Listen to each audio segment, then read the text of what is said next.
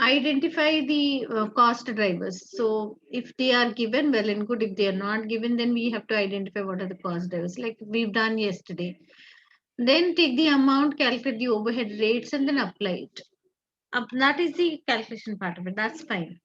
But then theory question also will be attached to the case. So some part of it we have to talk about.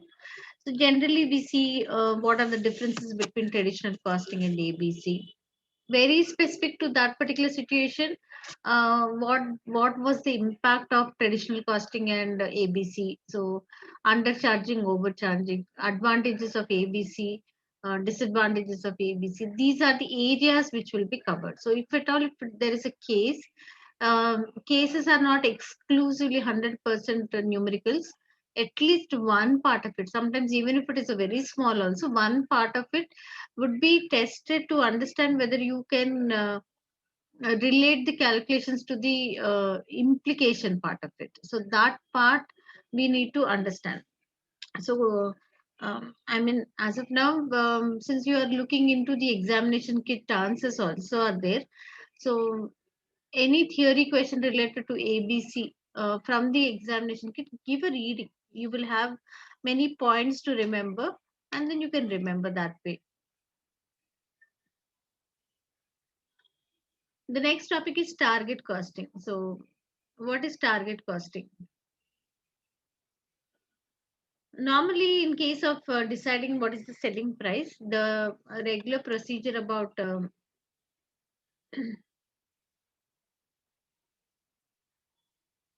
second.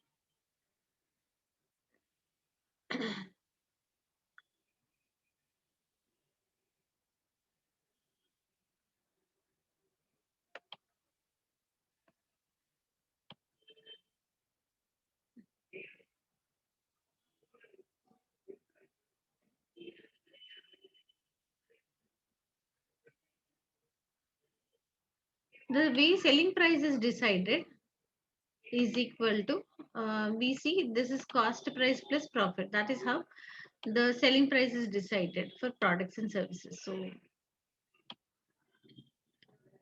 if that is the case, they first incur all the costs, add them up, and then add a profit margin and decide what is the selling price per unit. But when the markets are highly competitive, there are many sellers, many buyers.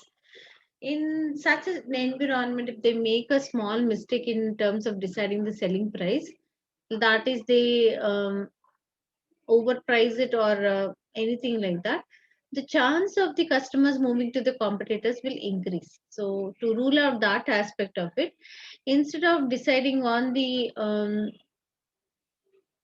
regular procedure of deciding the selling price, that is cost price plus profit, the price is taken from the market, the selling price is taken from the market. So take the selling price. So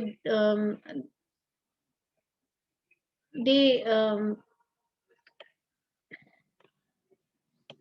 we also call this one as a market driven selling price. So they take it from the market. After taking this price from the market, add a profit margin. I'm sorry, I'm really sorry.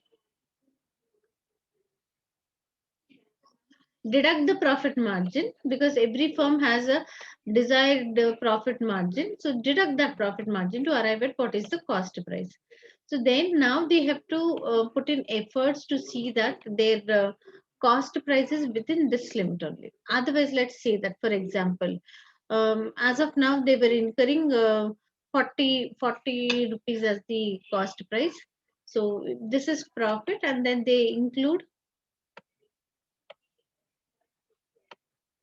a profit margin of 5, and the selling price is decided as then the selling price would be decided as 45. That's the normal way. But let's say that the market price which is prevailing is, assume that this is 42. They would want to earn the same amount of profit would be 5. So if profit is 5, how much will be the cost price? The cost price will come down to 37. But otherwise, if then there was no restriction, they were incurring a cost of 40. Now they have to bring it down to 37. So how do they cut down on this $3 per unit? That is what they have to look into. So now they have a target of incurring cost as 37 per unit. That is all what they can afford to incur. They cannot go beyond that. So then what should they do? They have to focus and then identify any wastages or inefficiencies and eliminate them and arrive at this price of 37. Okay, that is target costing. Target costing says that estimate a market-driven selling price for the new product, reduce this figure from by the firm's required profit margin, and produce a target cost figure for the producers, product designers to meet, and reduce cost to provide a product that meets the target costing. That's the concept of target costing. So exclusively, maybe we would not get a exclusive case. A major part of the case can be about target costing, but definitely it is generally we see that that's combined with another method also. So let's go through one or two methods and then take up a case. Then we see that closing the target cost gap. Um, Now, as of now, in this example, we see that the cost price is profit. But when they are taking this from the market, the cost price is only 37. The selling price is 42 taken from the market, and they have arrived at a cost of 37. So if that is the situation, there is a gap between these two, 40 versus 37. So how do they, as of now, they were incurring 40. So now they would have to focus on reducing it to 37. So they have to bring it down to 37. How to bring it down to 37? Focus is on reducing cost without compromising perceived value. So the first thing what we think about when cost has to be cut down is maybe go for cheaper products or inferior quality products. So that should not be the case at any given point of time without compromising. So value should not be reduced when the costs have to be cut down. Then they think about various alternatives in which the cost can be controlled, that is brought down.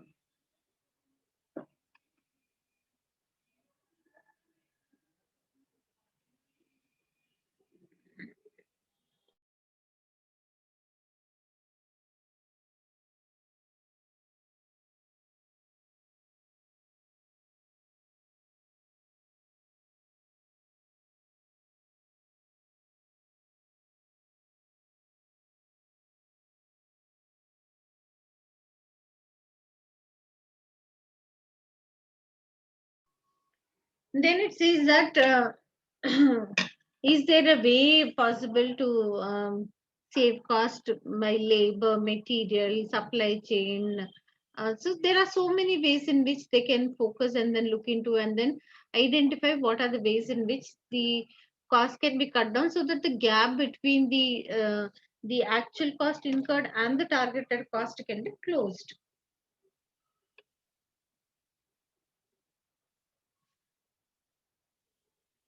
So if the costs are brought down or the gap is closed, so the implications of target costing would be pricing might identify sufficient cost savings to reduce the target price. After that, they can have a proper cost control. Target cost motivates managers to find new ways of saving costs. So it helps in pricing part of it. It says that it might identify sufficient cost savings so that even the target price also can be brought down. That is, these are the implications. So any theory part in connection to the target costing given, you should be able to answer it in the exam. Next one is life cycle costing. So another modern accounting technique is life cycle costing. So life cycle costing, here also the selling price is decided as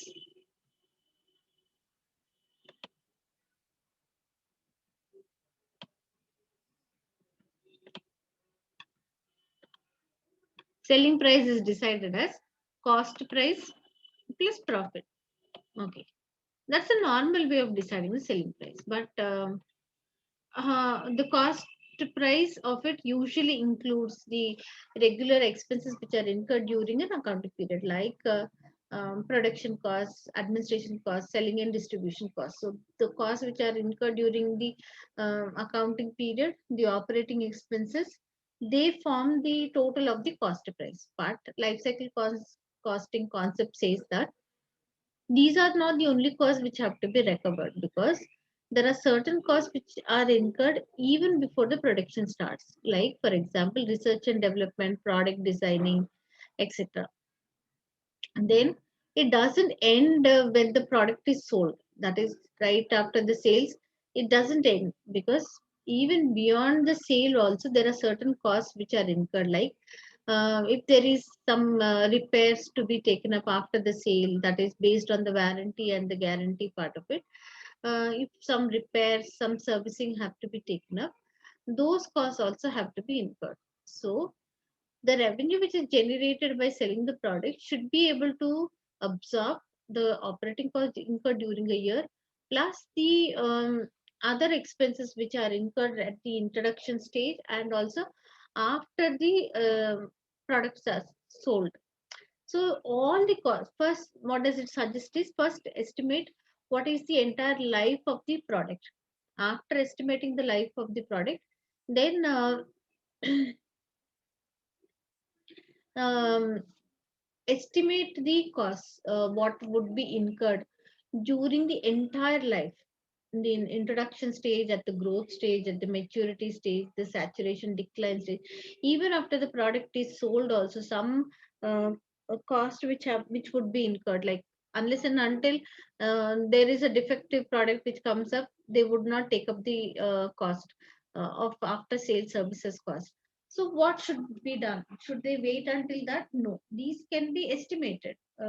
Maybe a similar business can be taken, and then if they have incurred any such cost, take it from them and then um, estimate that. So first thing what it suggests is, estimate the life of the product, plus estimate all the costs which would be incurred during the entire life of the product. After that, find out what is the cost per unit, because we are estimating the entire life. So cost price would be total cost during a lifetime.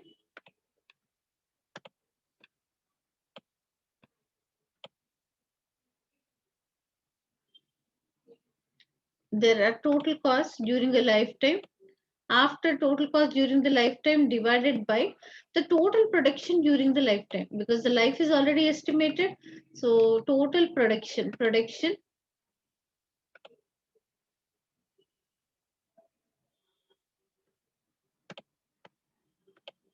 during the lifetime.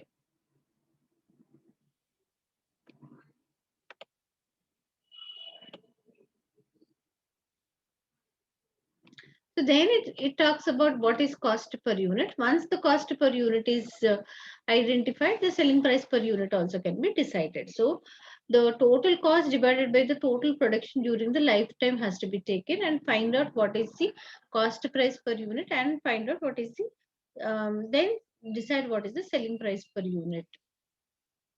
Okay, it says that is the profiling of cost over a product's life, including the pre-production stage. It says that tracks and accumulates the actual costs and revenues attributable to each product from inception to abandonment. This is also called as from cradle to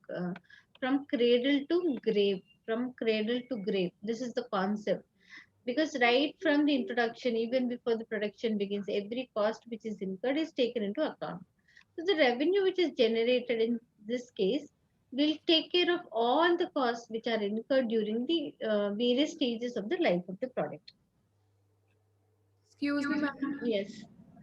Ma'am, this formula which you wrote of cost price, total cost upon total number of productions. Production during the lifetime. Okay, ma'am. Production, I'll write it.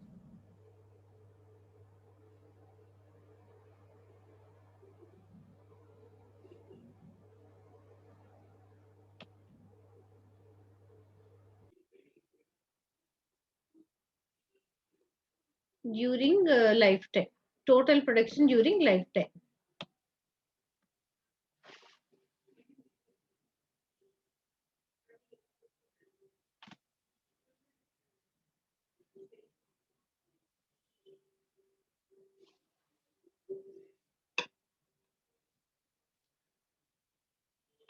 Okay, what are the implications of it? The implications is it will help in right price, because all the costs are taken care of it. So it is not just the current year's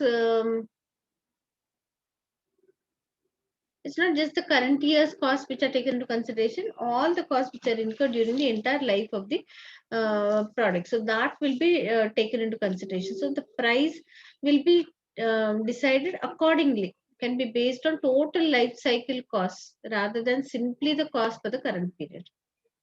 Then decision making. A timetable for life cycle cost helps show what costs need to be recovered. So because they already have the various stages, and during these stages the various costs which would be incurred, so there would be a preparedness. Okay. So they will understand what are the costs which would be incurred and how they have to recover these costs. It also talks about, because they understand that the selling price should be able to recover the before production, we call them as upstream costs, and after sale it is called after production all the costs which are incurred is called as downstream costs. So right at the time of incurring research and development, designing, they have that in view that their costs will be recovered by the selling price.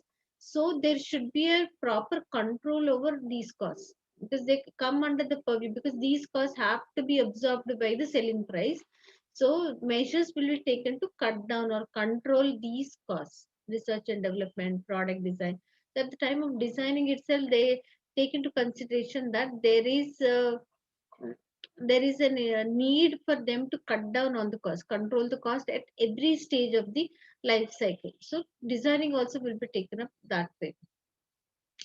Then it says performance reporting, life cycle costing costs to products over their entire life cycles to aid comparison with product revenue generated in later periods. So then another thing is throughput accounting. Throughput accounting, are you aware of what is limiting factor analysis? Are you aware of what is limiting factor analysis? Yes, ma'am. So the same is the concept under throughput analysis also.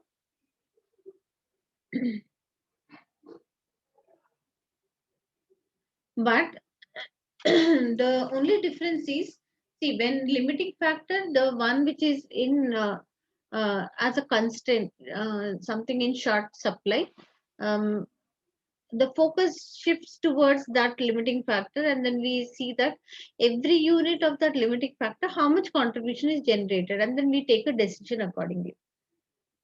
So throughput talks about the same thing, but in place of contribution, someone else joined. In place of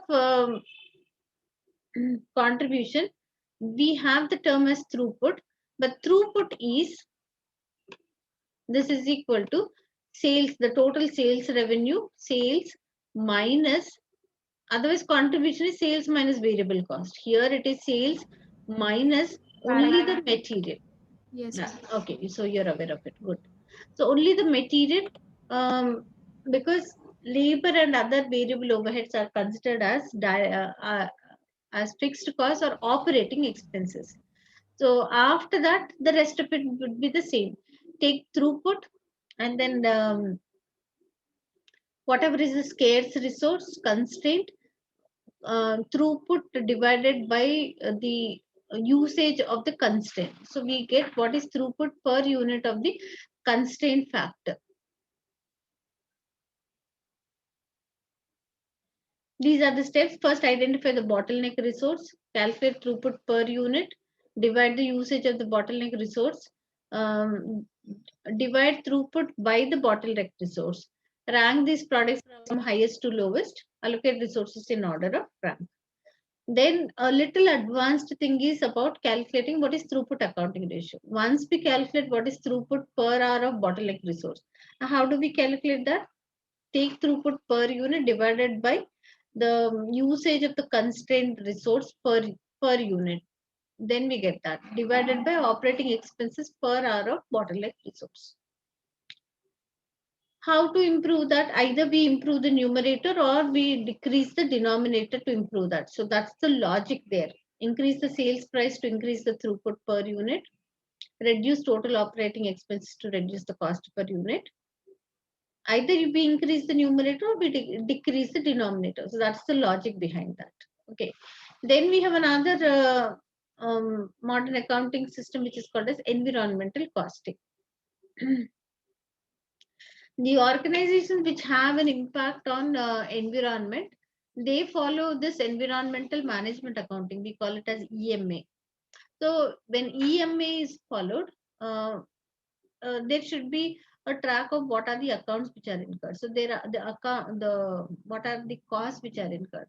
The costs are incurred internally and as well as externally. Internal costs and external costs. So what are the internal costs? So we see that there are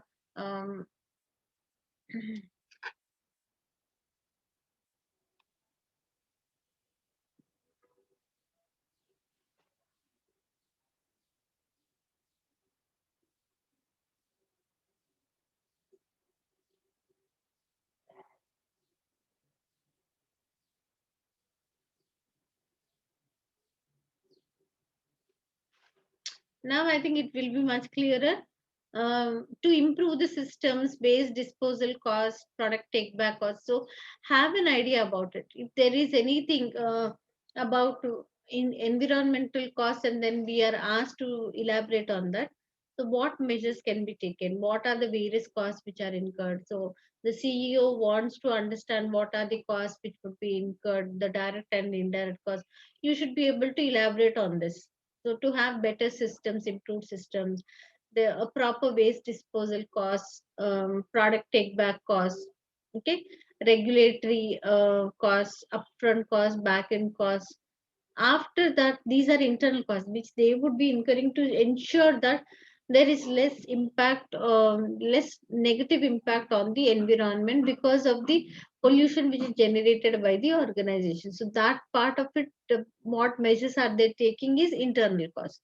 Apart from that, this organization also will leave an impact on the environment and the society at large. So the amount of carbon emission which is emitted, usage of energy and water, something like sustainability, which should ensure that the resources should are available for the future generations. You must have seen some ad that is first the elders are given the color pencils. They use the color pencils, and then later on only black, few colors are left for the kids.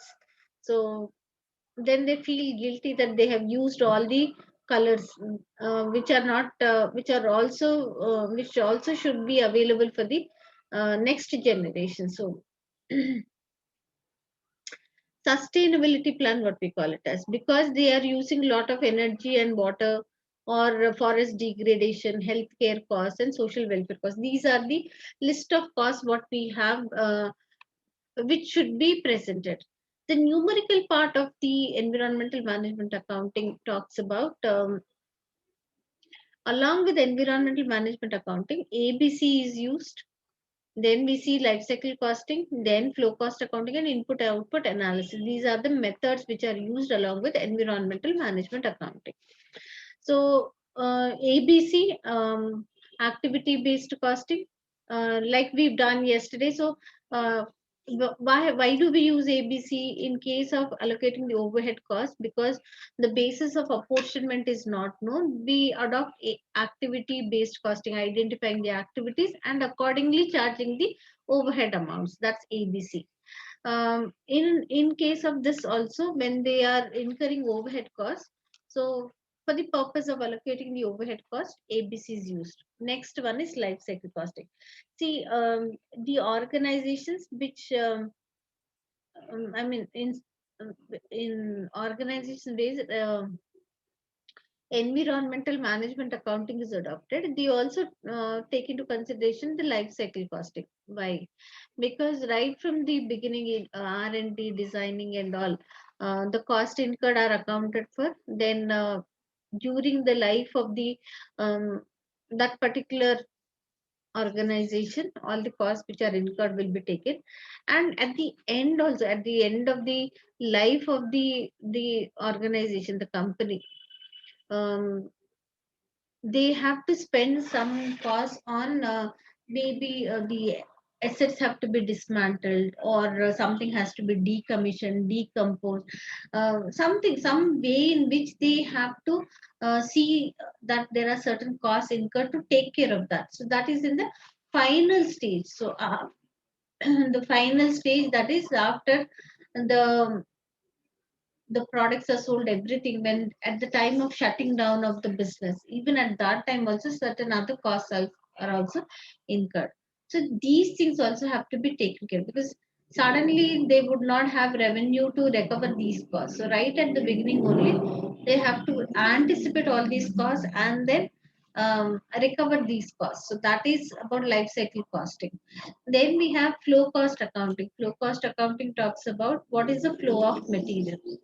So there is a tracking of what is the input versus output. Let's say that if this is input, so all that which is introduced into the process uh, usually does not come out as output. Why would it not come out as output? Because during the process, we see that there is some kind of a normal loss, scrap, something would be. Um, this is an anticipated thing, because normal loss is a part of it which is lost. The rest of it only comes out as output. So flow cost accounting takes care of these aspects of the flow of material. So what is the focus there? So if measures are taken to cut down in this normal loss, if this comes down, automatically output increases. Okay. Then another part of it, which is also called as similar to this one, or in extension to this one, let we can put it as input output analysis. So it does not only account for the flow of material, it also talks about what is the value of this flow of material. So accounting for outputs both in terms of physical quantities at the end of the process and in monetary terms also.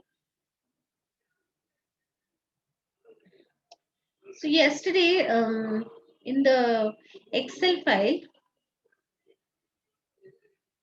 I have, I think, included one more question. Let's see if we can solve that one.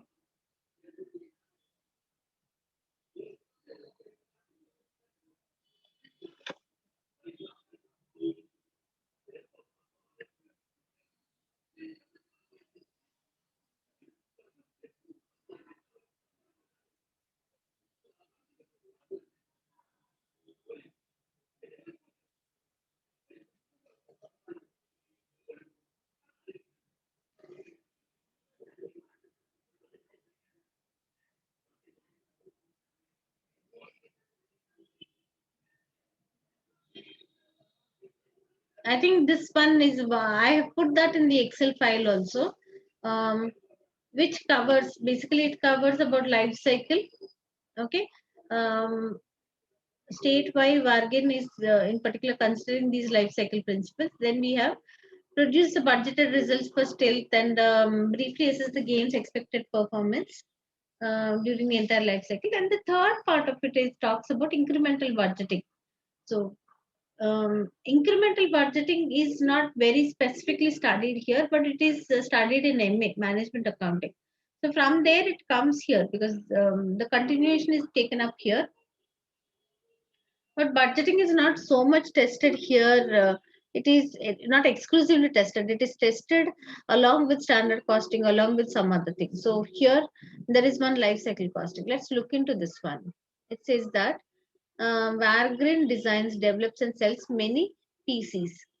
Games have a short life cycle lasting around 3 years only. Performance of the game is measured by reference to the profits made in each of the expected 3 years of popularity. Wagrin accepts a net profit of 35% of turnover as reasonable.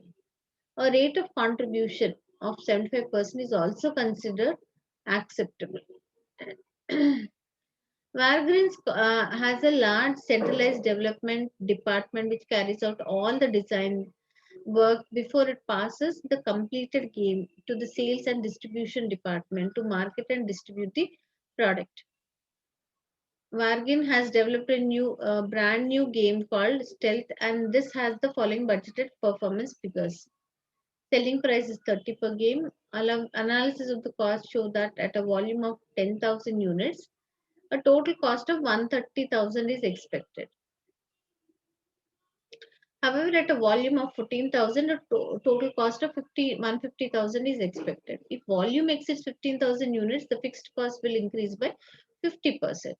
Still's budgeted volumes are as follows: year 1, year 2, year 3. Sales volume is 8,000, 16,000, 4,000, year 3. In addition, marketing cost for Stealth will be 60,000 in year 1 and 40,000 in year 2. Design and development costs are also incurred before the game is launched and has cost 300,000 for Stealth. These costs are written off to the income statement as incurred, that is before year 1 above. Explain the principles behind life cycle costing and briefly state why Wagons in particular should consider these life cycle principles. I have pasted this one in the Excel file. Yes, ma'am. Okay, so let's take this up and solve this one. The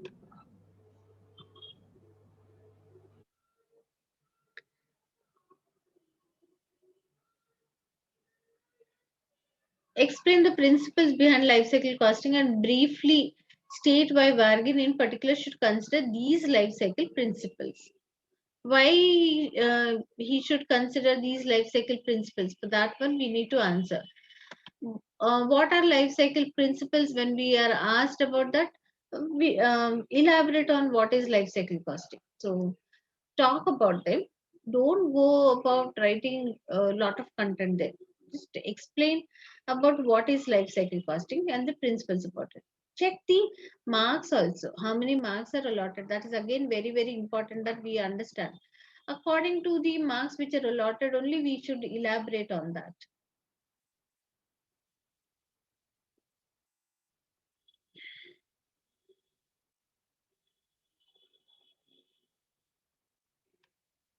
Now comes the Ma'am, what are the principles of life cycle costing? Or it includes the definition? 4 marks, no, it's just not the definition. Just explain in your own words the whole concept of what life cycle costing is. What is life cycle costing? It The considers life all the stage of costs which life are cycle uh, costing. consider the cost over a product's life, entire life. So all the life has to be estimated. All the costs which would be incurred during the entire life has to be estimated. Then the cost per unit has to be calculated. Then the selling price is decided. So by deciding it that way, the revenue which is generated by selling the products will be able to absorb the entire cost which are incurred during the entire life of the product. So that is the concept of life cycle. That's the principle of life cycle. So Okay, ma'am. that 4 marks we have to talk about. And why should Vargin, but in particular, consider this thing? Because here have a short life cycle lasting only 3 years. So they cannot wait for a longer period of time, or it is not slow and steady they will be able to make profitable. That is also not the case. Everything which is incurred should be recovered in a period of 3 years. Therefore they have to price their product which can the selling price which can um, recover all these costs. The lifetime is only 3 years, so that's another important point. During this 3 years, had it been that it would last in the market for a longer period of time, maybe gradually they will think about recovering all their costs. But because it's only 3 years, during this 3 years, the revenue which is generated should be able to absorb all the costs which are incurred um, before the production, during the production, and after the production as well. Okay. After that,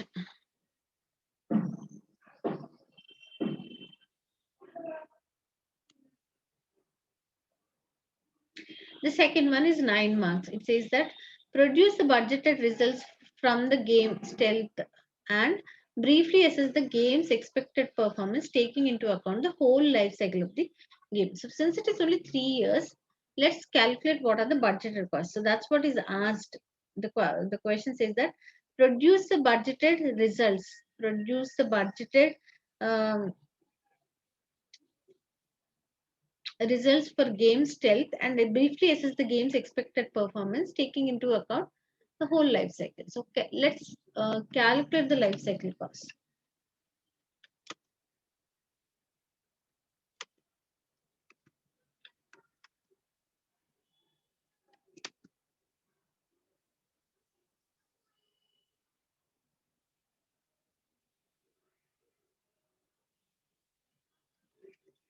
New game stealth.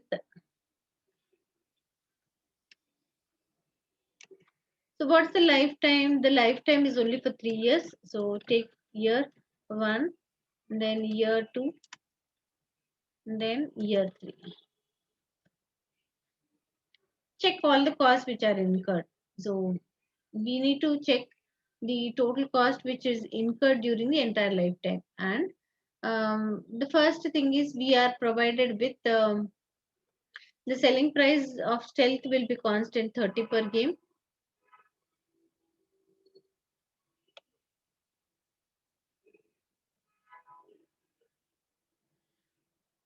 Selling price is 30 per game.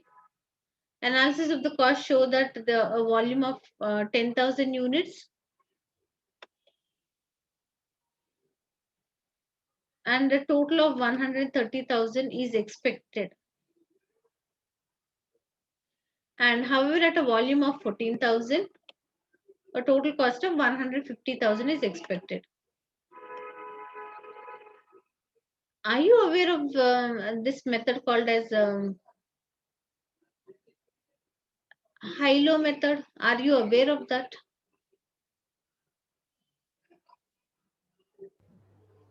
I'm not able to recall it, but I have like listened about it. Okay. Okay. So the costs are given. See, we have the revenue part of it. Sales is there, 30 per unit, and the selling volume, sales volume is also given. The 8,000 units, 16 and 4,000. Let's first write sales volume.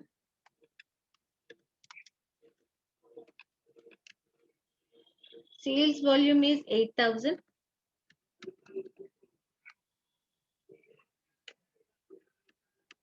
16,000 and 4,000. So sales, because the selling price per unit is at the rate of $30.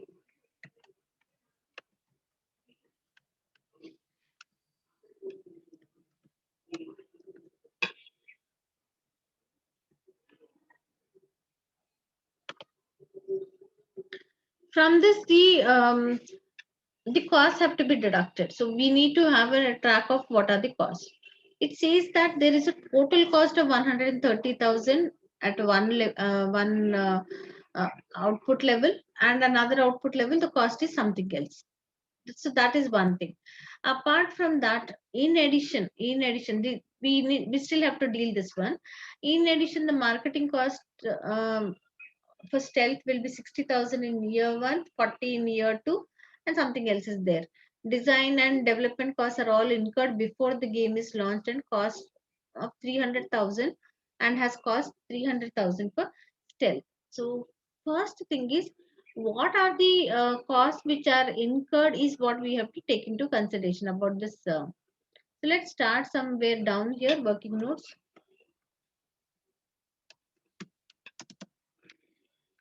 Ma'am, what is high-low method? Are you going to explain it? Yes, yes, we have to do because we do not know what are the costs. Now we have to estimate them at 8,000, 16,000, 4,000. So the costs which are given total cost, we need to know what is total cost.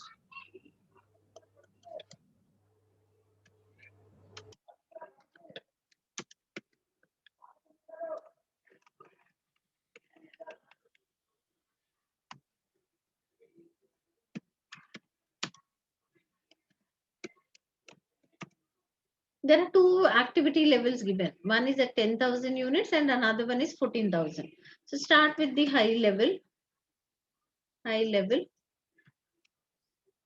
How many units at the high level? That's 14,000 units. So what is the cost at these?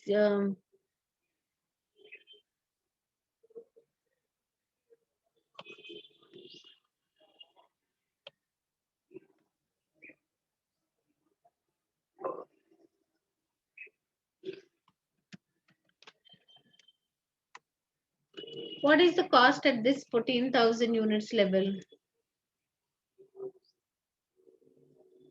150,000. Then we have the low level.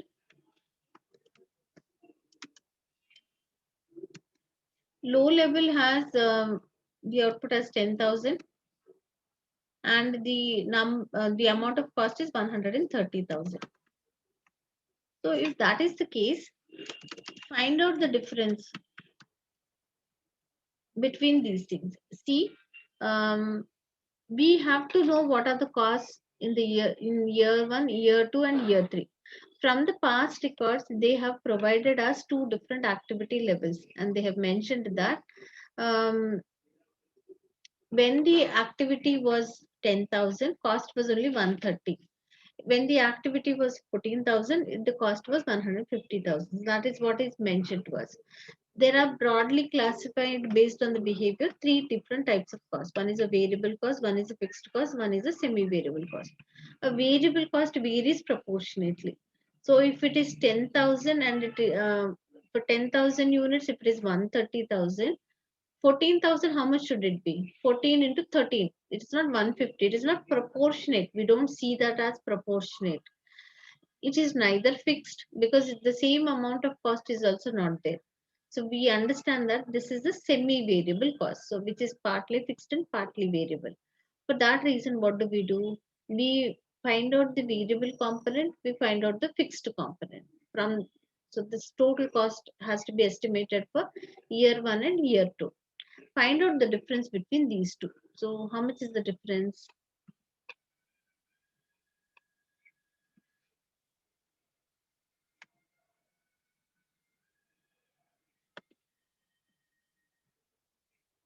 So why would it differ? Because there is a variable component in the total cost that some of the costs are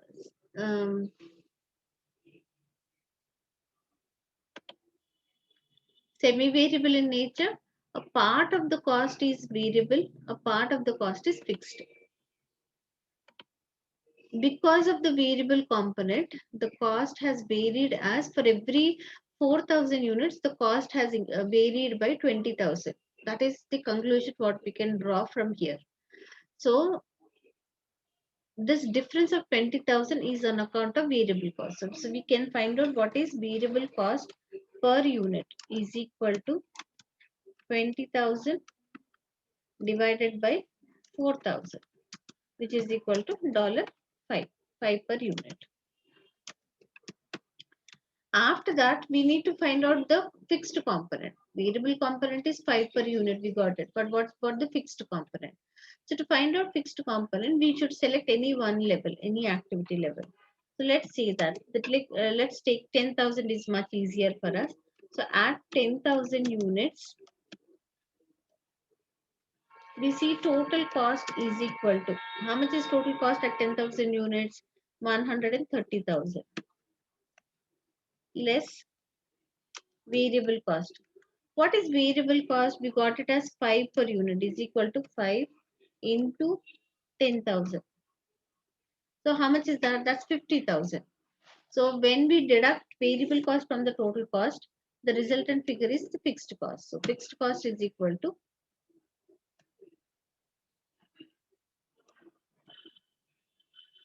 So fixed cost is 80,000. So the fixed component of it is 80,000, which would remain the same.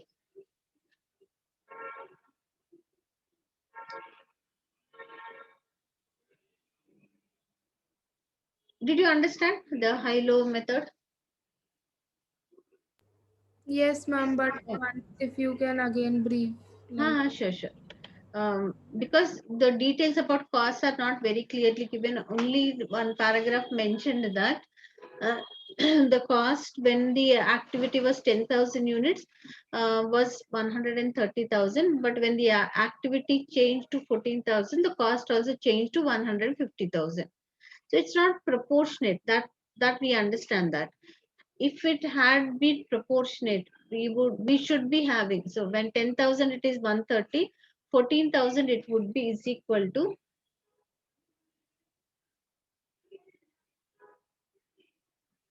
into this divided by this. So it would have been 182,000, but now it is only 150,000. So for that reason, we understand that it is not variable. Neither is it fixed because costs are different. They are not same amount it would be. Then we can understand it is fixed cost. So what do we understand? It's a semi variable cost. So a cost which is partly variable and partly fixed. So what should we do first is separate the variable component and the fixed component. Fine. um, Take any activity level. Let's take 10,000 units activity level. It's easier to do. So at 10,000 units, the total cost is 1 lakh 30,000 less the variable cost. So variable cost is, we got the variable cost per unit as $5 per unit. Why did we get $5 per unit? Because if the cost has changed from if the cost has changed from 10 to 14, if the units have changed from 10,000 to 14,000, cost has changed from 130 to 150. So these 4,000 units increase has resulted in an increase in cost of 20,000. So that happens only because of the variable component. So variable cost is 20,000 divided by 4. So that's 5 per unit. Taking that only, we need to find out what's the fixed component. We can select anything. Okay. You may be wondering, what if we select 14,000? Will it come up? Yes, in that case also it will come up. At 14,000 units, I'm just showing it for your benefit. You don't have to work out both the levels in the exam. Okay. So we see TC is equal to, what is the cost at 14,000? It is 1,50,000 less variable cost. We got it as 5 per unit is equal to 5 into 14,000. So the resultant figure is fixed cost.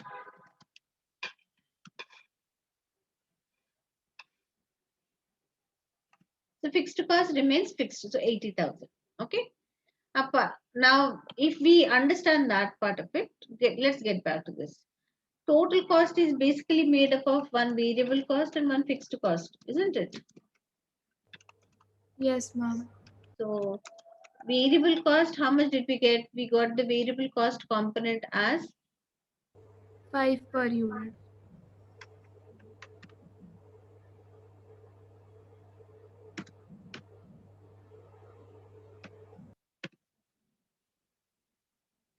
take 5, multiply it into 8,000 units.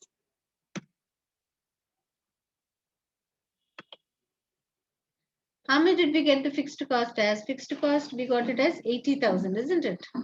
Fixed cost is 80,000. So for every year, it will be 80,000 only.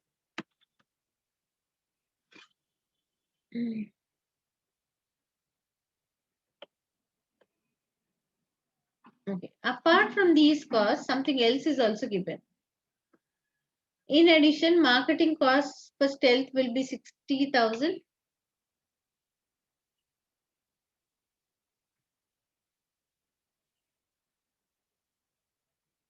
It says that it will be 60,000 in year one, 40,000 in year two.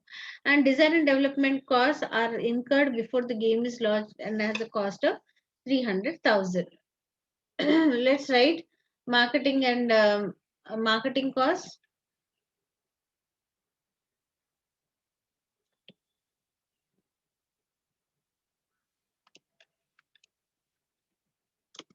It's only given for 2 years. The first year it is 60,000.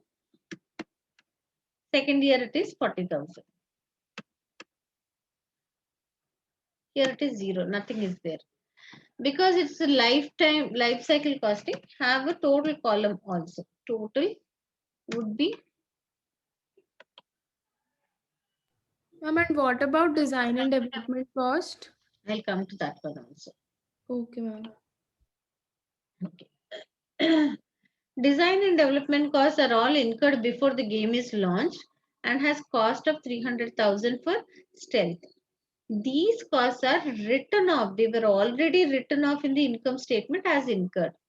Now they don't have to recover those costs because they were already accounted in the income statement as an expense, completely deducted in the first year, in the 0 year, even before the first year begins. So now we don't have to take care of recovering those costs. See, with the in case of development costs, they cannot be capitalized. They have to be expensed in the year in which they are incurred. So as a part of that, they have deducted this total amount in the year in which it was incurred. So now we don't have to recover that. Okay. So now we have the estimated the sales amount at three different activity levels, and then we know what are the total costs which are incurred. So now let's find out what is profit.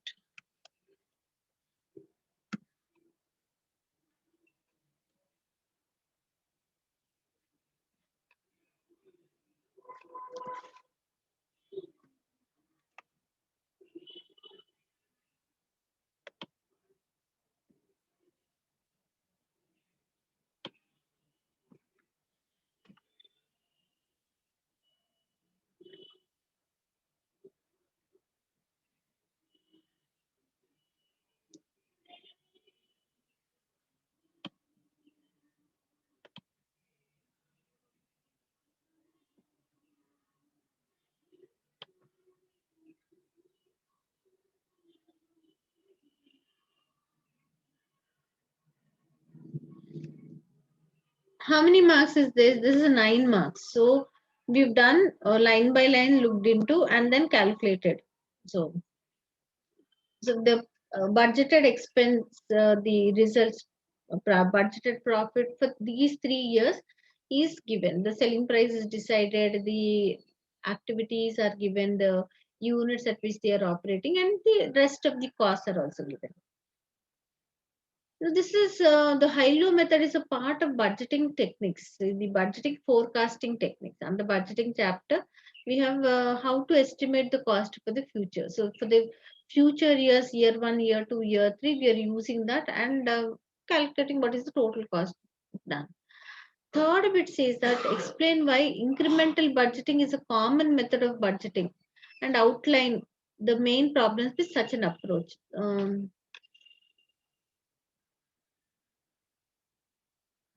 Budgeting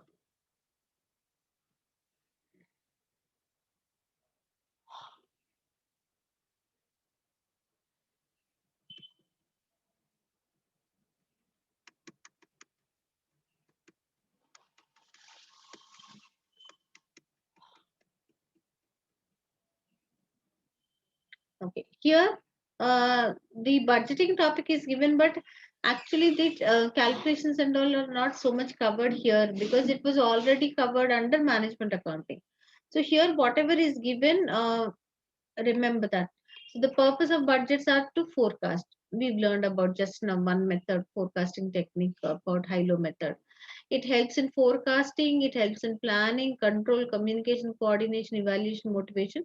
authorization and delegation. So these are the purposes of preparing budget. Then there are various types of budgets. So one is rolling and periodic budget. Then there is one zero-based budget and incremental budgeting. So here we have to talk about incremental budgeting because the question is asking us to um, highlight that. Explain why incremental budgeting is a common method of budgeting and outline the main problems with such an approach. The normal way of preparing budgets is by way of incremental budgets. What does it mean? So whatever is the budget for the of the past year, it is adopted, and the same thing may not continue in future. Therefore, whatever are the changes which are anticipated, give me one minute.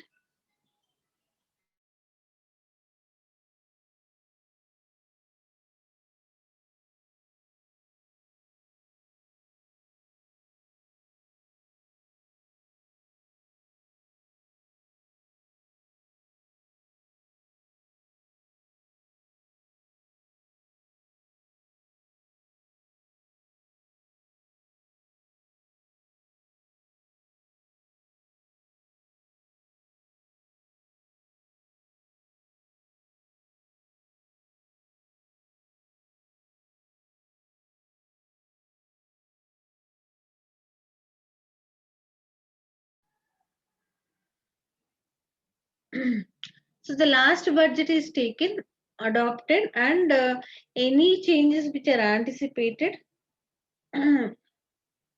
accordingly the changes to the budget are made. So let's say the last period the activity was 10,000, and if it is adopted for the future period also, for the next period, um, the same budget can be adopted, but whatever are the incremental changes, like maybe they are anticipating 12,000 will be the activity level. So according to that, it will be adjusted and prepared. Easy to prepare, okay? They don't have to waste a lot of time. So time saving, easy to prepare, and that can be adopted. That's the advantage of incremental budgeting. But the disadvantage part of it, when we talk about it, we see that if there are any inefficiencies in the past period, so let's say that some excess costs are included, so proportionately those excess costs also will continue into the future. So all the inefficiencies of the past period will creep into the future and will be included into the future periods. So that's a disadvantage, we see that. Therefore, to solve this one, we see there is another budget called as zero-based budgeting, wherein nothing from the past is assumed, and every item of the budget is researched and included, and it is properly justified why these costs are to be incurred. That is zero-based budget. Budget is taken as zero. Incremental budgeting base is the past budget. Take the past budget and make the changes, but zero based budgeting says that it should be zero, okay, and uh, estimate every item, forecast every variable, and for that whatever is the cost, rightly justify that, right? But the disadvantage in zero based budgeting is it is time consuming, it is costly. Okay. So, but zero-based budgeting should be adopted once in some number of years. Generally, it says that once in 5 years or something like that, it should be adopted so that if at all, if there are any inefficiencies in the past budgets, that can be taken care of it. So that these are the approaches to budgeting. Because budgeting was done in management accounting, not much will be covered. But a question like this can be tested. So it's a 7 marks question. Explain why incremental budgeting is a common method. So common because we can easily adopt from the past period. You assume that. But what are the main problems? So you should talk about any excess cost inefficiencies. It will continue to happen, incur in the future as well. So nicely explain that. That's for 7 marks.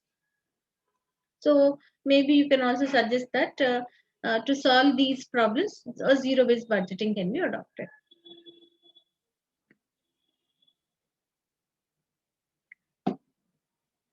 So now let's take another case, and solve it.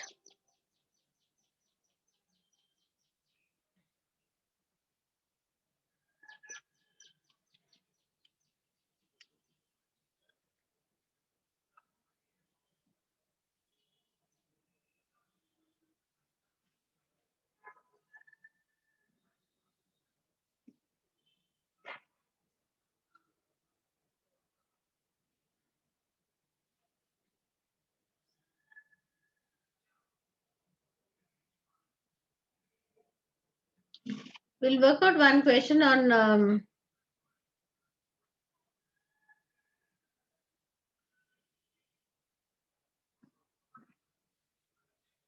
throughput costing. There is one question here, question number 273, Yam company.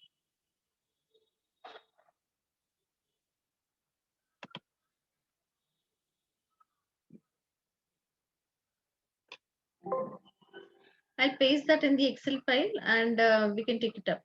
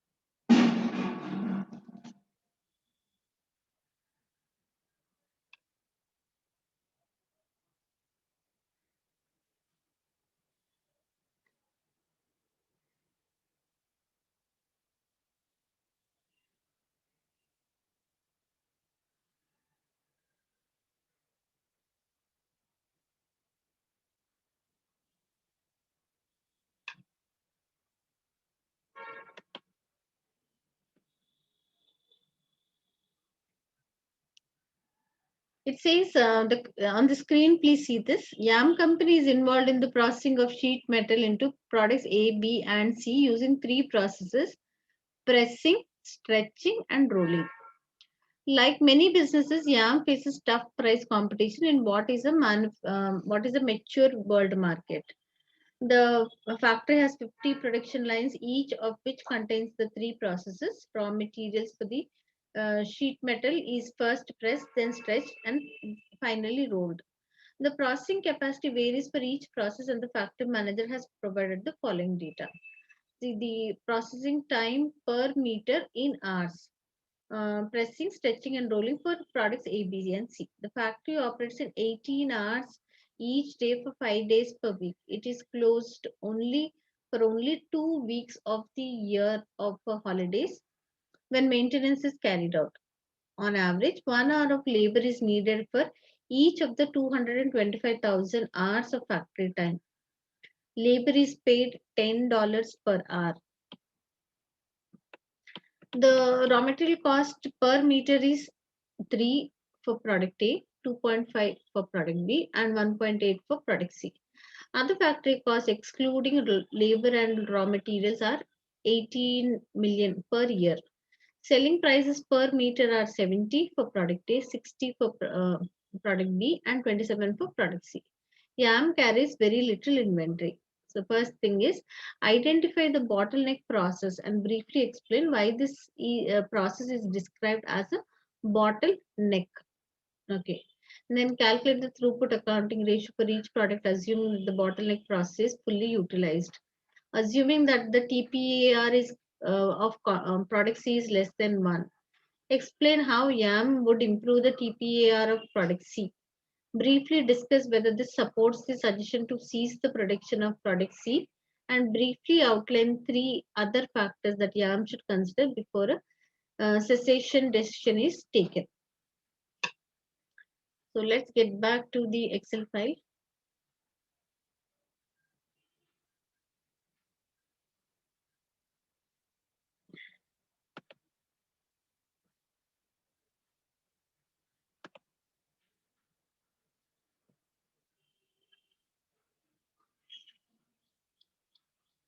Okay.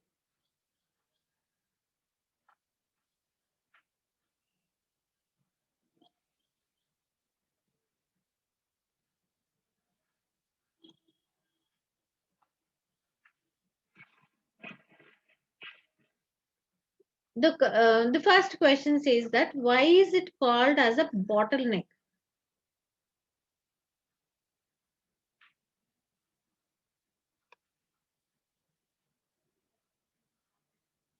Identify the bottleneck processes and briefly explain why this process is described as a bottleneck. So that is what we have to do. Bottleneck is about having a constraint. It is not allowing things to move smoothly. So we need to identify what is the limiting factor, or what is the constraint, or what is the problem in this case. So that is what has to be looked into. Fine. Um, See the time from the information. This is the information what is there in the on the screen. We see that YAM is involved in processing of these three products. That's there.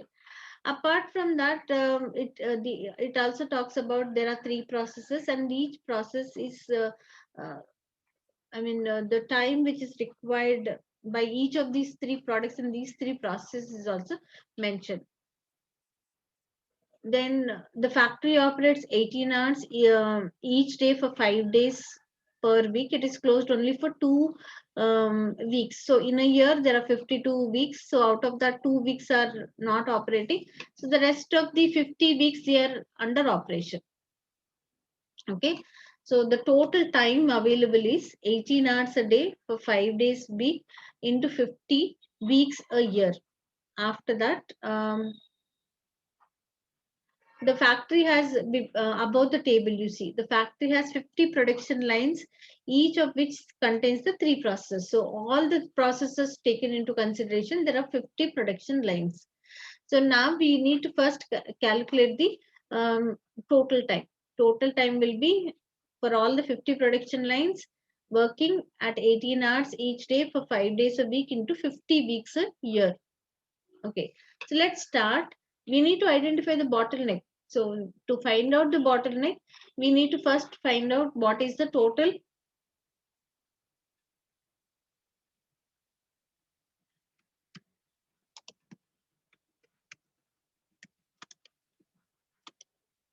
is equal to 50 processing production lines into 18 hours a day into 5 days, 5 hours a day into they're working for 50 weeks. Just check that. How much is it?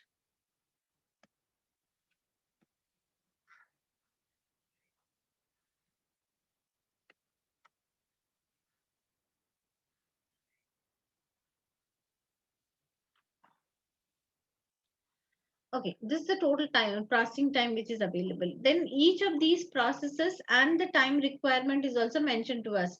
So let's calculate what is the time.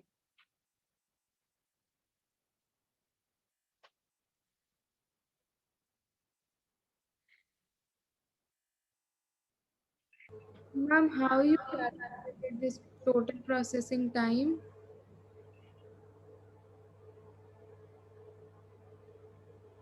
The factory has 50 production lines. So all Ma'am, production okay. lines are involved in the three processes. After that, these are the details in the details given.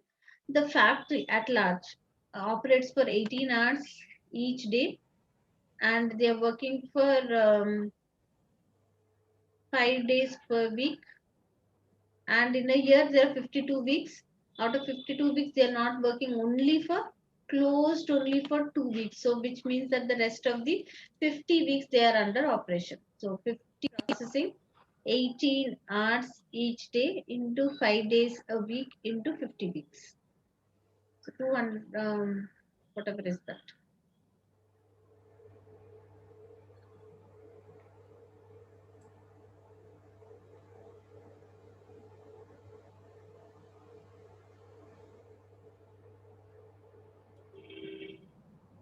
Okay, ma'am. Okay,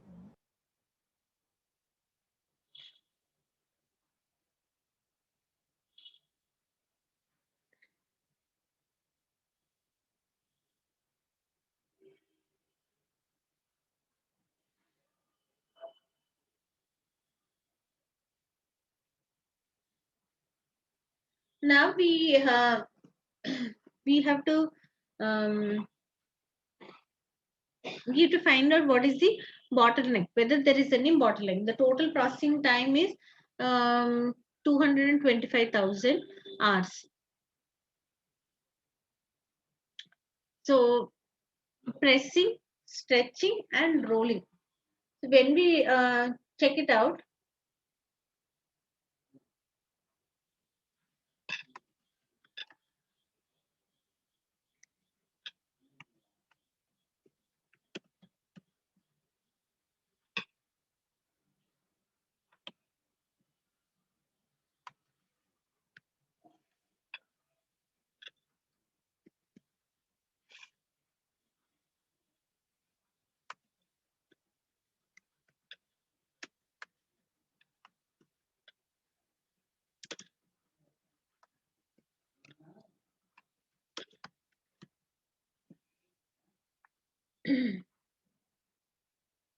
if this is the total time, and each one takes zero point 0.5, zero point 0.5, 0.40. So find out how much time is required. So processing time per meter in hours. So if we are talking about the time which is required is 0.5,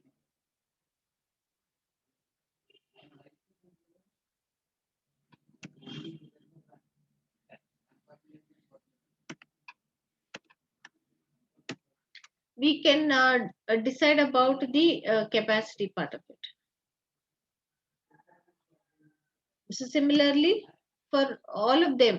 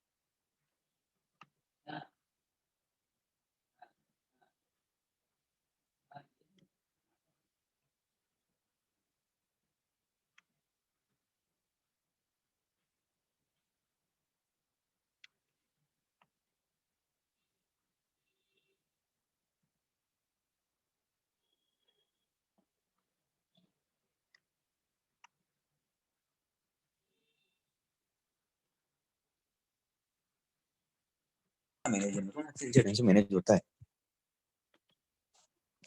क्या?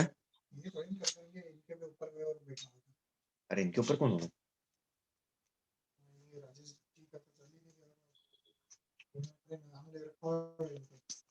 हाँ तो मेरे को लगता भी नहीं कि लोग ये तो कर ही नहीं पाएंगे मैंने, इनकी बस की बात नहीं होगी। नाम चल रहा है यहाँ मंडप मंडप तो ये मंडप नहीं है ना, दूसरा कोई मंडप चला रहा है ऊपर से।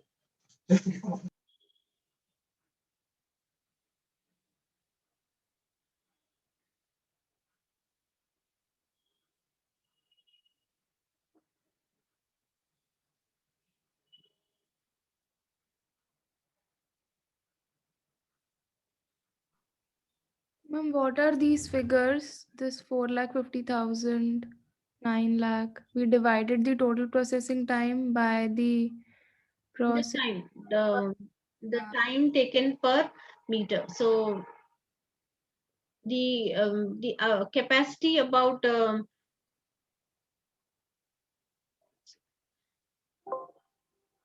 The capacity about? how many meters, processing time per meter in hours. I didn't get. Just a minute, just a minute.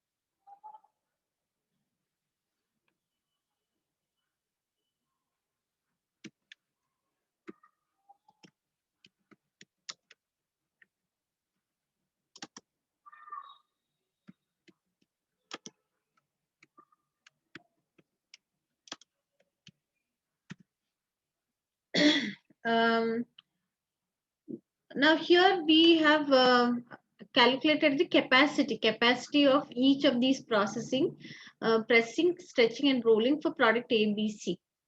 So from all the three of them, we This see that with unit hours, meter, the unit. per meter in hours. So per meter production capacity per meter. So the capacity using the time, we understand that the production capacity for pressing is 450, and for stretching it is 900, and rolling it is 562.5.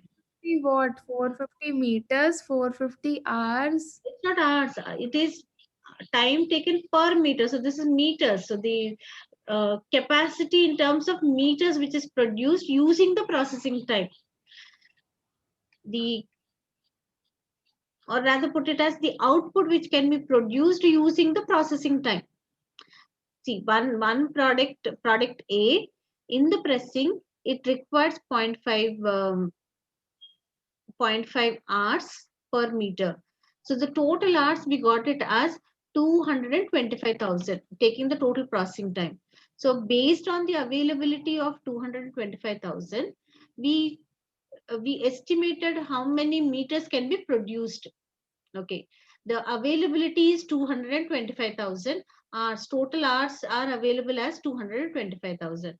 So when 225,000 hours are available, each product unit of product in processing can produce 4,50,000 meters, whereas stretching can produce 9 lakh meters, rolling can produce 5,60 to 500. Something like a weak performer, the capacity to perform, the capacity to produce the output in pressing, here we see the one which is the least performer is this one. So maybe we can just color it here. Then for product B, with the available this much time, the total output which can be produced is only 4,50,000 meters, but stretching 5,60 to 500, rolling it is 9 lakhs. So here again we see this is a weak thing. Okay, it is not going in for producing more output with this is a constraint. This is a constraint, they cannot exceed beyond that. So We this are is identifying bottlenecks. we are identifying bottlenecks in terms of which one is a weak performer. So something like that. Here also we see that it is only 562.5, whereas the others are 9 lakhs and 9 lakhs. So now the bottleneck is the one which is not able to utilize this and produce maximum output. There is already a constraint in terms of the processing time. The processing time available is only 2,25,000.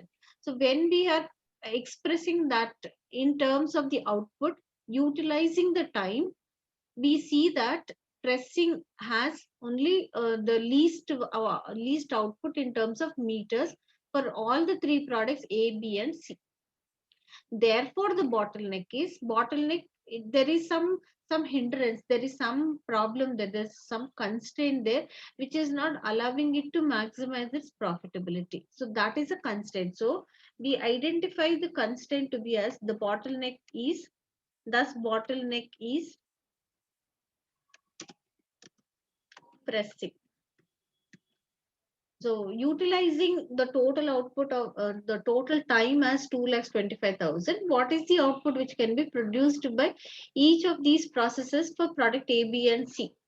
So we see that in all the three cases, pressing for all the three products A, B, C, we see that it is showing low capacity to produce the output. Therefore, we've identified bottleneck is the pressing process. After we identify that, then that's only 3 marks. Then 8 marks question is there. It says that calculate the throughput accounting ratio TPAR for each product, assuming that the bottleneck process is fully utilized. That's an 8 marks question. So how do we calculate what is throughput accounting ratio? The formula for throughput accounting ratio was throughput. Let me put that to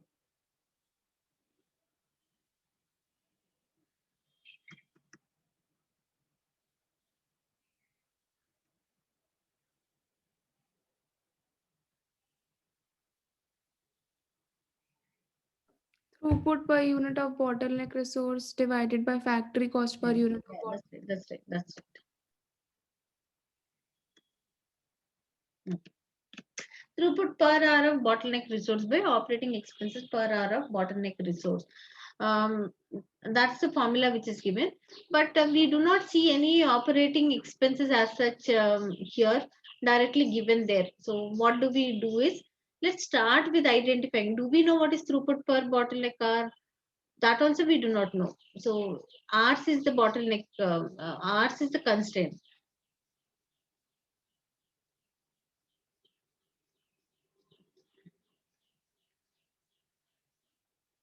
Let's calculate B bit. We need to find out what is throughput accounting ratio.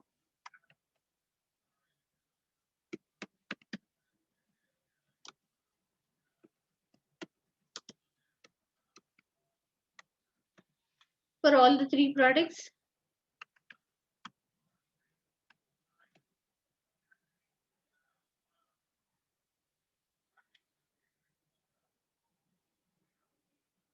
What is throughput?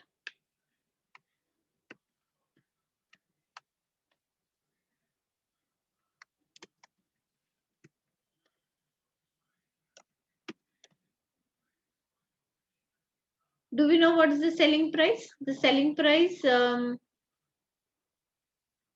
raw material cost per meter is 3, 2.5 and 1.8 for all the three products. The selling prices per meter are 70, 60 and 27.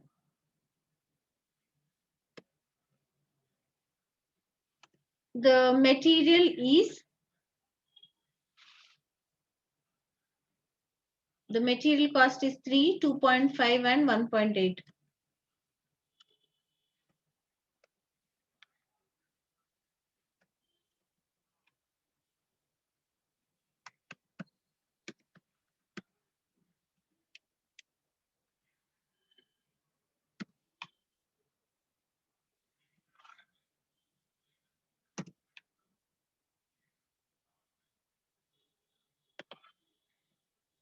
That's throughput.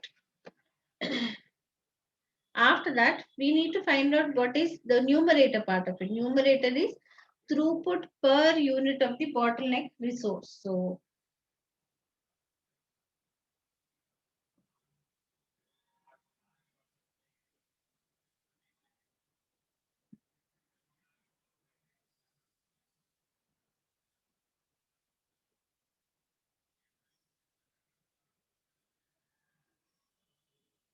how do we calculate?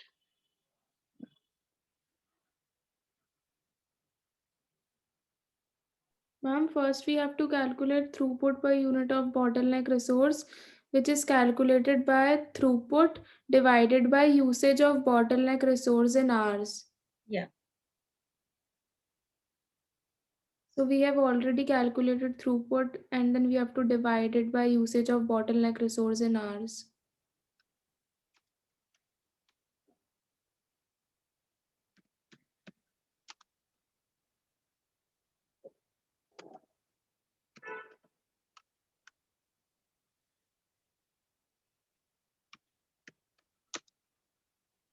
And how much is that?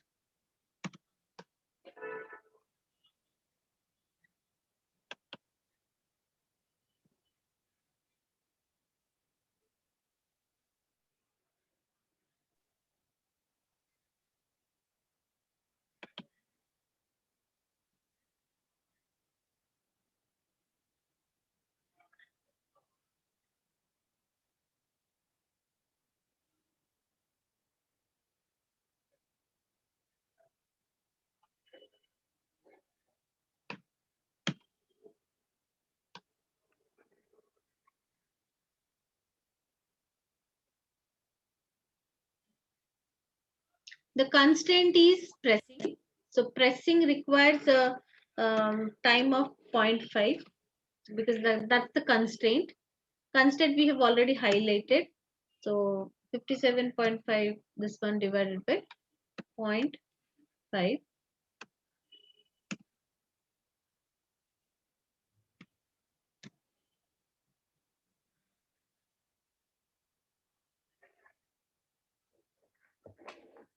Denominator. What's the denominator? The denominator is operating expenses per hour of bottleneck resources. So operating expenses, let's identify what are operating expenses. Identify all the expenses which are given in the question. So we see the material cost anyway is given, then we see that's how we calculated the throughput ratio. But what about the operating expenses? Labor and overheads are considered as operating expenses, so we need to find out what those costs are. On average, 1 hour of labor is needed for each of 225,000 hours of factory time. Labor is paid at the rate of 10 per hour. So let's find out what is the cost of that. Raw material cost is given, selling price is given.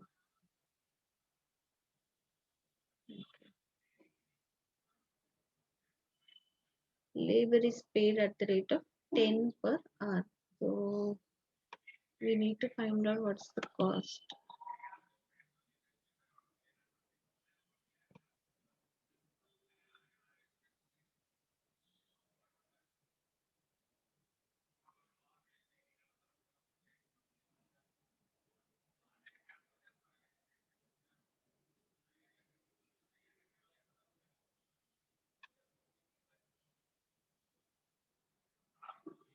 Labor is paid at the rate of 10 per hour.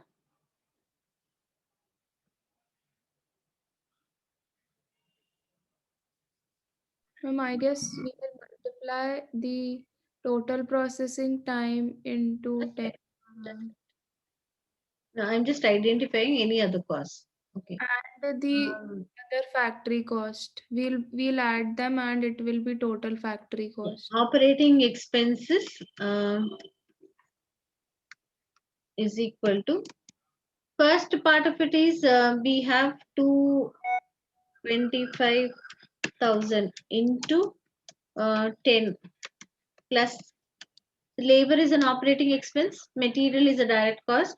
Then we see that other factory cost excluding labor and raw material is 18 million per year. So plus 18 million per year. So this could become 2 million to 2. Okay.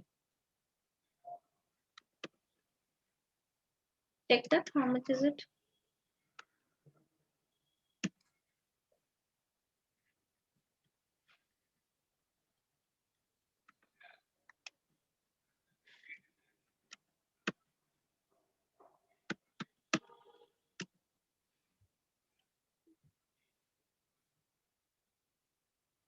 Two crores 25 lakh. Okay. Then We have to divide it by the total units of bottleneck resource. Then we'll be able to find out factory cost per unit of bottleneck resource. how much is that coming up to? I haven't calculated now. Okay, good, good, good. So the operating expense, operating expense per hour of bottleneck resources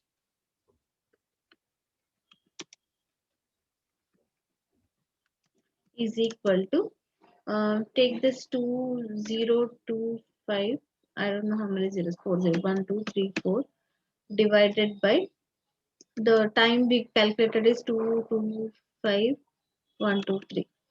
Check this out. Is equal to this divided by this. Okay, 90. So operating expenses per hour of bottleneck.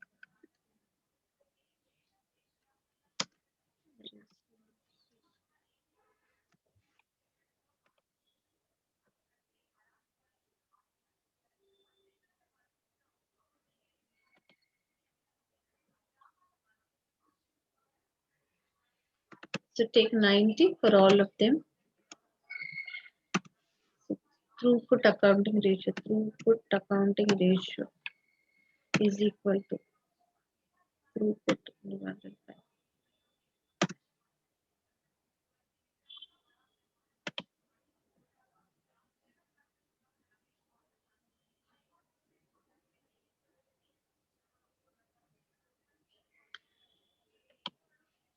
So calculate the throughput accounting ratio for each product, assuming that the bottleneck process is fully utilized. Okay. Now the assuming that the throughput accounting ratio of product C is less than 1. When we rank them, the one with the highest value will be ranked 1. So out of that, we see that product C is less than 1, which is 0.70. So C bit also starts on that same note. It says that given that there is a constraint of the time, which is 2,25,000, and also considering the operating expenses, the throughput accounting ratio calculated as 1.49, 1.28, and 0.70. C bit says that assuming that throughput accounting ratio of product C is less than 1, which is actually less than 1. Explain how YAM could improve the throughput accounting ratio of product C. How can it improve the ratio? The logic, you can build it around the formula. The numerator, if it has the variable has to be improved, the numerator either has to increase or the denominator has to decrease. Denominator, we have the operating expenses, so the operating expenses can be reduced, or the numerator wherein we have the throughput expense, throughput per hour of bottling. So the throughput should be better. Throughput should be better is selling price can be better, so that the throughput increases, or material cost can be reduced, but generally we cannot see that the material cost will reduce because it is proportionate, it's a direct expense. So if possible, material cost has to be reduced so that throughput can be improved. So numerator either you increase. So here we have the selling price, we have the material, we have the overall throughput per unit. After that, we have the denominator. Denominator, we have operating expenses. So operating expenses should be controlled. So if the operating expenses are controlled also, the ratio would improvise. So that is how you have to build up an answer for four marks. Briefly discuss whether this supports the suggestion to cease the production of product C, and briefly outline three are the factors that YAM should consider before a cessation decision is taken. So generally, whenever we talk about discontinuing a product, we have to understand that even when a product is discontinued, there are certain costs which cannot be eliminated, like the fixed cost cannot be eliminated. That is very, very important. Every time a decision about discontinuing a product, there is no way possible that the fixed cost can be eliminated. Plus, okay, here also we see that there are certain amounts of fixed costs which are incurred. Okay, after that we also see that if the third product C is discontinued, is not produced, they are at present having the capacity. By producing all these three products, they are utilizing the capacity until the optimum usage.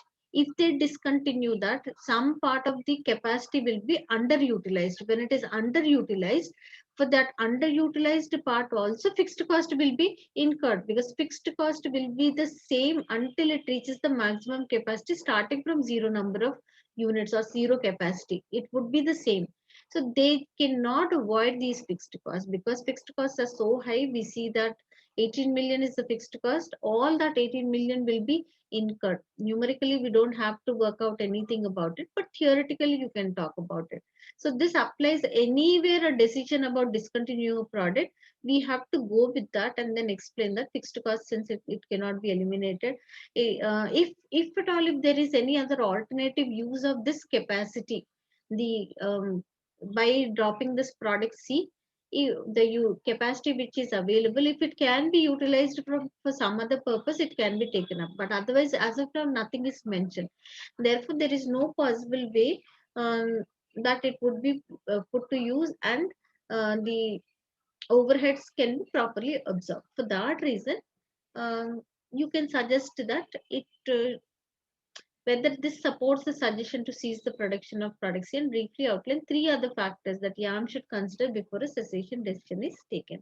So maybe some other utilization of the spare capacity. Then to take it about that, selling price can be increased, material cost can be decreased, and they can think about reducing the operating expenses for product C. Operating expenses for product C, if there is any possibility of reducing that, those things can be looked into. Okay, this is how you have to build up your answer. That's for 5 marks. So that with that, I think if time permits, maybe we will check environmental accounting. But we have another 3 days only time left. The rest of the topics also we have to touch upon them. So if time permits, we will take it up. Otherwise, you have to build up your answer in that particular fashion. The next topic what we have is cost volume profit analysis. This you must have understood it well, because this is about marginal costing analysis, also covered in BCom syllabus. So which program are you doing? BCom honors. BCom honors, yeah. BCom honors. So as a part of this program, you must have understood about what is cost volume profit analysis. Technique, accounting technique, which talks about instead of deducting the total cost from the selling price, sales minus the total cost, the costs are classified as variable cost and fixed cost. Because of the nature of cost, there are costs which are irrelevant for decision making. Okay, so from sales, first the variable cost is deducted, and after a while the fixed cost is deducted, separating them and deducting them from the sales value to find out what is the profit.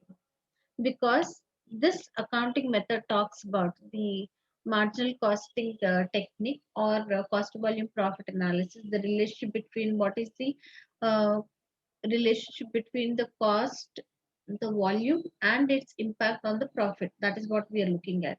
So here it says that because between the two costs, variable and fixed cost is a cost which does not change with the output, it remains same. It is same right from zero number of units until the maximum capacity level. So this is because it doesn't change, it is irrelevant for decision making.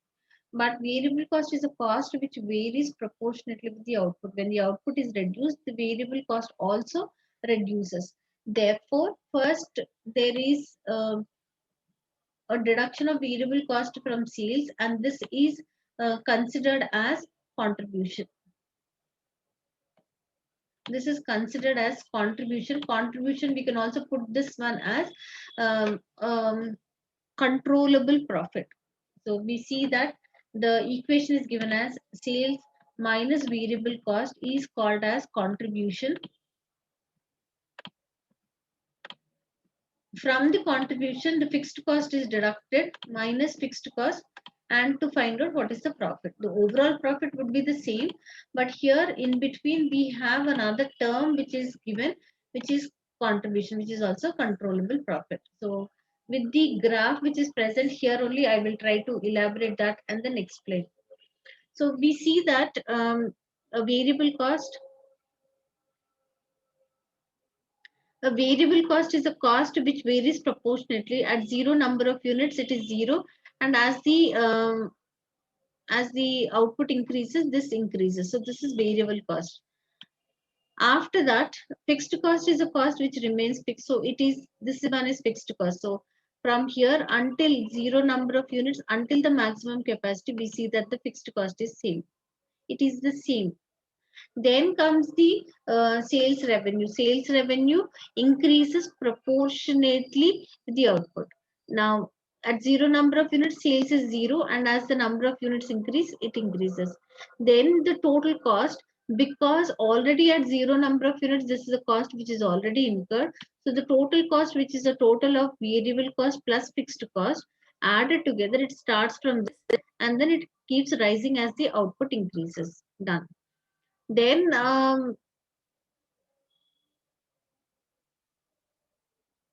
okay, then we see that until a particular point, red line is sales revenue. Sales is below the total cost. So only after a particular point where they are both intersecting, after that we see that the sales revenue is above the total cost. So the point where the total revenue is equal to the total cost is called as break even point. So that is the point where it breaks even, which means that the revenue is able to recover the total amount of fixed cost. But this fixed cost and the variable cost, but this fixed cost will not again change. It will remain same until it reaches the maximum output. So over and above this point, because at this point total fixed cost is recovered, it is absorbed. So over and above this point, it is only the variable cost which is incurred. So we see that at this, above this point, this region we call this as profit, and below that, because the fixed cost is not completely recovered, there is loss. Okay, so this is the concept about cost volume profit analysis. So um,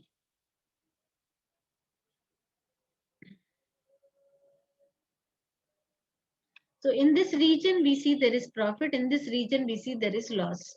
Okay. So that is the concept about it. And then there are equations which we have to learn about what is contribution, sales minus variable cost, what is break-even point, fixed cost by contribution per unit or contribution margin ratio. There are logics behind that. But right now, because we still have to do so much, we will not get into the logics about it. Um,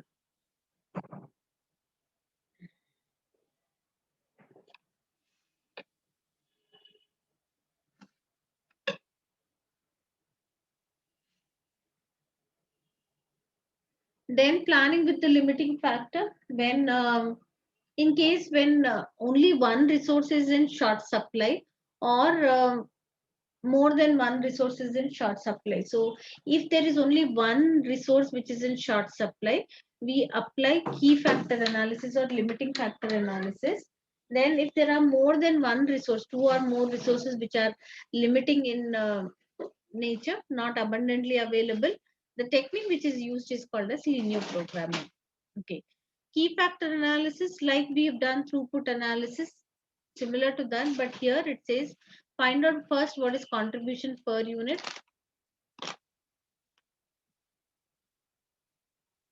Second one is find out what is contribution per unit of the limiting factor, rank them in order, and then allocate the resources accordingly. Linear programming, when there are more than one constraint. So by more than one constraint, more than one factor is limiting in nature. So linear programming technique, which is used in statistics, mathematics and statistics, it's a mathematical model. So it suggests that identify all the variables, define the objective. The objectives could be only two types, so either to maximize or minimize. Define the objective, define what are the constraints. So maybe material is only 4,000 kgs available. So the total usage can be equal to or less than 4,000 units. Some other thing, maybe demand is not there. So the total demand, so the production will be taken up only till that total demand. Okay. Like that, whatever are the constraints, take up all the constraints, write the constraints, and then plot them on the graph. And after you plot them on the graph, identify the feasible region. Okay, the region which is covered by the shaded portion of all the constraints is the feasible region. Substitute the points of the feasible region in the objective function, and decide the optimal solution. So technically, such a lengthy evaluation is not there covered in the examination kit also. um, how do we take up the linear programming? We'll take up this one at the as the last one, because there's something more also we still have to learn. After we finish those things, we'll come up to linear programming. The short answers in the examination kit are, the graphs are given, and then we have to identify certain questions are there. The case study part of it, we'll take up the case study later on. This is how the lines which are presented here are the constraints. So they are plotted on the graph.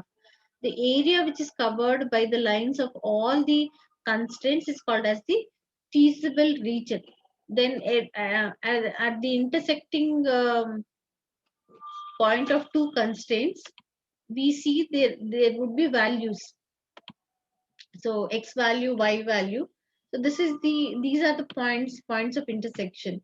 So these points are substituted in the objective function, and whichever one fulfills that maximization or minimization is the optimal solution. So that is how it is done.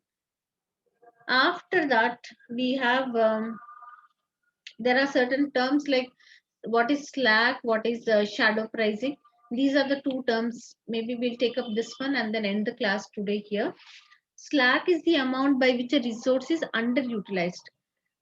Let's say that 400 hours are available, but if suppose by producing the product, if they are requiring only 300 hours, as it is 400 is a limiting, so they should utilize this to the maximum extent and get the maximize their profit. But because of the process which they have been adopting for some time, they are now requiring only 300 hours.